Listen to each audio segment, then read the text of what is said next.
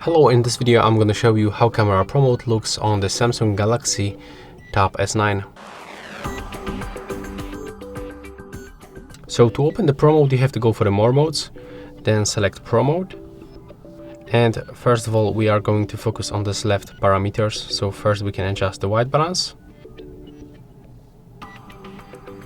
manually by moving the slider and automatically by tapping right here. The next option is the exposure compensation. As you can see, that's the parameter that we can only adjust manually because there is no this automatic button. Here we can find ISO level, and when you click on the small information icon you will also find the information about each option. So we are clicking on the information icon and you can select the white balance, exposure compensation and the ISO level. And right now you know what is going on right here.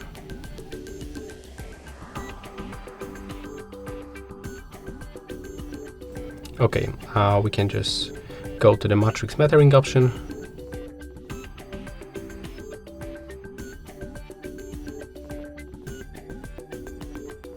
There we can also turn on the shutter delay.